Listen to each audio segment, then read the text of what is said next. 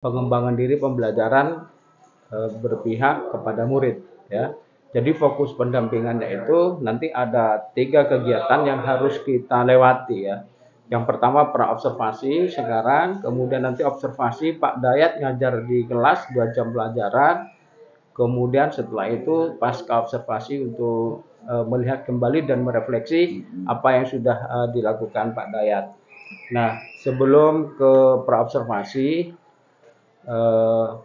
saya ingin menyampaikan bahwa kita sudah melewati modul-modul sebelumnya, walaupun aksi nyata di modul 2.3 belum. 2.3 karena due date-nya itu masih 9 Juni, tetapi sebaiknya dikerjakan awal-awal. Takutnya kalau ada nanti yang perlu diperbaiki dan lain sebagainya itu bisalah dilakukan perbaikan. Nah, menurut Pak Dayat nih, selama belajar 1 bulan terakhir di modul 21.3, Pak Dayat itu belajar apa saja dan apa yang diperoleh dari aktivitas pembelajaran itu? 1 bulan terakhir Iya. yang saya perlu belajar sebenarnya tadi itu PSE. PSE ya.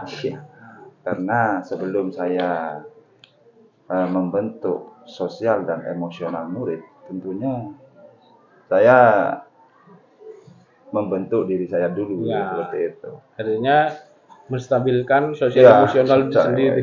Makanya di RPP di sini saya Pak Ali selalu saya tulis kegiatan pra pembelajaran seperti meminum teh dulu, kemudian. Tapi kalau puasa jangan minum teh.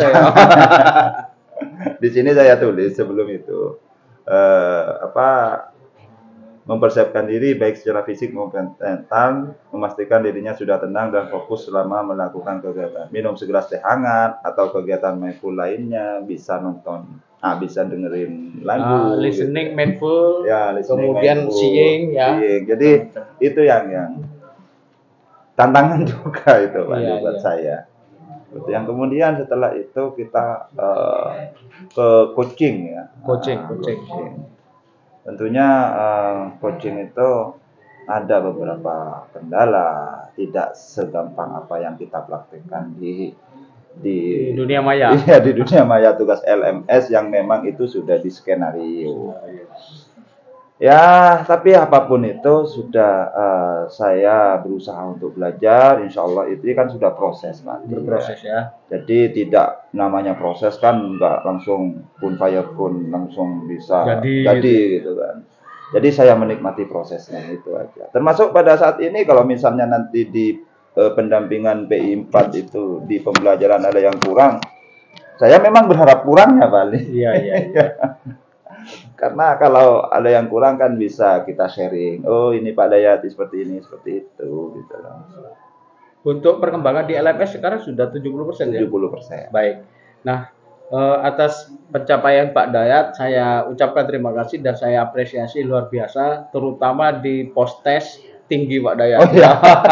Ya karena kan itu refleksi dari ya. modul 1. Modul 1 kan kayaknya saya rendah gitu. Anggaplah menurut saya itu rendah. Jadi artinya ada hasil. Ada hasil. Jadi saya kelemahannya di sini. Saya tidak membuat rangkuman. Di modul 1 itu kan saya cuman sebatas copy paste saja, download saja. Saya tidak membuat rangkuman. Karena kalau merangkum secara mandiri tidak mendownload. Kalau mengetik itu kan secara tidak langsung kan saya berproses, mengalami, ingat ya. Artinya apa yang diketik masuk ke sini. Jadi saya itu refleksi saya di modul 2. Itu sangat bagus ya. Jadi berproses itu tidak hanya instan. Jadi perlu memang proses beneran. Nah, itu yang luar biasa sehingga amat sangat di atas KKM lah. Kan KKM-nya 71 ya. Untuk lulusan akhir nanti walaupun ukurannya bukan hanya pretest post-test, tetapi di situ terutama kehadiran jangan sampai kurang dari 4 kalau bisa hadir full dan lain sebagainya. Baik Pak Dayat, terima kasih, itu pencapaian yang luar biasa. Jadi bisa memberikan inspirasi bagi teman-teman yang lainnya lah begitu. Nah, kemudian di tujuan pendampingan atau praobservasi ini, yang pertama kita ingin mengetahui nih dari Pak Dayat tentang tujuan pembelajaran apa yang akan dicapai, kemudian nanti yang akan dikembangkan itu area pengembangan apa. Misalnya dari siswa ya, saya ingin mengembangkan emosional siswa yang semula takut menjadi berani. Misalnya ya, saya ingin mengembangkan kesadaran positif siswa. Misalnya perilakunya segini bisa begini, atau saya ingin mengembangkan kognitif siswa dari yang tidak bisa menjadi bisa, mengembangkan skill dari tidak mampu presentasi bisa presentasi dan lain sebagainya lah. Itu area pengembangan yang diinginkan Pak Dayat. Termasuk dari personal. Sebelumnya saya kalau ngajar misal pakai buku, bagaimana saya kompeten, tanpa buku sudah bisa jadi misalnya ya. Nah itu yang kedua. Yang ketiga, strategi apa yang digunakan dalam mengajar itu sehingga membantu pembelajaran lebih lancar. Baik, tujuan pembelajaran apa Pak Dayat yang dicanangkan sekarang? Iya, di pembelajaran itu. Saya ini merencanakan tujuan pembelajaran yaitu ini mata pelajarannya pendidikan Pancasila tadi. PPKN ya? Iya, karena saya itu di kelas berapa? Di kelas 4 ya. Di kelas 4 ya. Itu kan sudah di sekolah kami itu kan sudah sekolah penggerak, artinya kurikulum merdeka, sudah menggunakan bukan KD lagi, Bali. CP ya? Ya, sudah CP. Di mana untuk Pancasila itu saya mengambil, memang bukan mengambil, memang sudah PB-nya itu sekarang bagian kebetulan elemennya itu NKRI. Seperti itu. Tujuan pembelajarannya yaitu siswa itu nanti bisa memahami lingkungan sekitar. Lingkungan sekitar itu ada RT, RW, desa, kelurahan, dan kecamatan. Itu kalau saya pikir maksudnya lingkungan pemerintahan dari yang terbawah. Lingkungan sekitar. Kemudian di sini di TP lagi itu dispesifikasikan lagi untuk KKTP-nya. Ini kan banyak di TP ini sebenarnya ada banyak KKTP ya kan Pak Ali.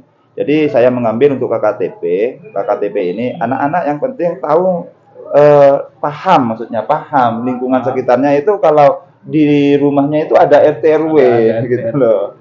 Sebagai bagian yang tidak terpisahkan dari wilayah NKRI. Jadi itu untuk pembelajaran dan pembelajaran selanjutnya ya desa nanti yang lebih tinggi ya.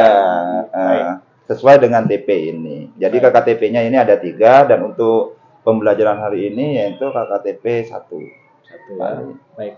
Kemudian untuk yang area pengembangan. Area pengembangan itu yang pertama di PSE. Ya, sebenarnya saya tertarik di PSE lalu. Cuman untuk pengembangan diri saya sendiri itu kan saya pengennya gimana ya? Di dalam itu stop ya, teknik stop ya. Saya tertarik sangat stop. Bahkan saya setiap malam, bahkan bukan setiap malam ya, hampir setiap malam itu saya juga mendengarkan kalimat-kalimat motivasi sebelum pengantar tidur itu ya kali. Cuman tantangan saya itu saya dalam merangkai kalimat kata-kata itu ya. Yang gimana ya, terkadang nggak terstruktur itu kali. Makanya secara itu timbul secara instan ketika itu nggak bisa masih kali. Kecuali dicatat. Belum terbiasa. Okay. Kecuali dicatat, saya sudah ada catatan. Jadi kalau misalnya nanti di pihak stop itu saya baca. Nggak ada masalah. Ya ini. Pokok tidak seperti warta berita kan. Jadi saya meramu. Tadi malam itu menulis ya kalimat-kalimat itu, kalimat relaksasi lah saya sebut seperti itu. Dan saya pengennya nanti ke depannya saya nggak mau nulis ini. Sudah familiar di luar.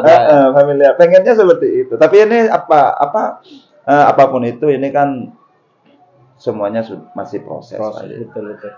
Jadi saya nikmati step by step-nya seperti itu. Kemudian yang kedua yaitu tentang diferensiasi. Bagaimana saya memberikan konten kepada siswa, diferensiasi konten kepada siswa. Karena di kelas saya itu ada 2 anak yang kategori ABK. Seperti itu. Jadi saya itu bagaimana memfasilitasi kebutuhannya itu. Tidak ada GPK lain ya, guru pendamping khusus lain tidak ada. Jadi full saya, itu 2 orang itu full saya. Jadi saya memfasilitasi itu. Itu yang saya penekanannya nanti. Baik. Berarti nanti strategi yang disiapkan Pak Dayat apa nih untuk bisa mengakomodir semua? Saya mempunyai strategi yaitu di media itu Pak Ali. Saya sudah siapkan medianya untuk anak ABK itu yaitu tentang bergambar itu Pak Ali. Medianya variatif berarti ya? Iya, gambar itu kan untuk RT/RW. Jadi saya sudah sediakan media bergambar seperti visual ini. Ya, visual seperti ini Pak Ali. Baik. Yang penting Ananda itu sudah bisa memahami kalau di daerahnya itu ada RT dan RW, itu aja cukup seperti itu. Baik. Kemudian yang siswa reguler, Saya untuk siswa reguler saya bagi 2 kan. Oke. Ada yang di kelas saya itu yang sudah teks kompleks. Teks kompleks artinya itu sudah bentuk paragraf. Kemudian ada yang bisa membaca seperti bagan seperti membaca ini, map ya. Ya, mapping seperti itu. Seperti itu. Itu strategi yang ada kelompok Pak Dayat ya? Kelompok itu saya bentuk kelompok ini kan sudah RT/RW, ya kan? Materinya RT/RW. Saya memang mendesain kelompoknya itu heterogen dalam artian bukan heterogen dari itu, tapi heterogen dari tempat tinggal. Tidak berdasarkan gaya belajar. Bukan. Heterogennya itu tempat tinggal. Jadi jangan sampai ada tempat tinggal yang sama gitu loh. Biar saling sharing lah. Seperti itu. Baik, terima kasih Pak Dayat. Saya kira itu rencana yang bagus.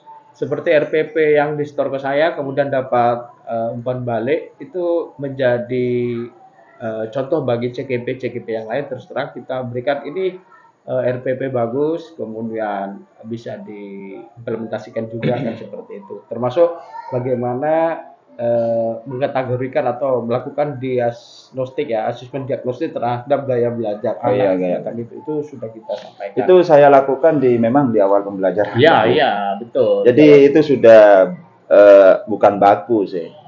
Apa ya? Jadi pantuman buat saya. Prosesnya. Sebab ada di beberapa sekolah untuk menentukan gaya belajar anak ternyata menggunakan pihak ketiga, bukan gurunya. Pihak ketiga. Artinya lembaga psikologi. Lembaga psikologi. Mengukur sedetail ada nilainya keluar kategori sehingga dia tinggal membaca itu. Tapi kalau menurut saya nggak begitu sulit sih untuk Enggak, artinya guru itu kan tidak mengalami sendiri berdasarkan laporan dari pihak eksternal. Yang bagus malah sebenarnya melakukan sendiri asesmen itu.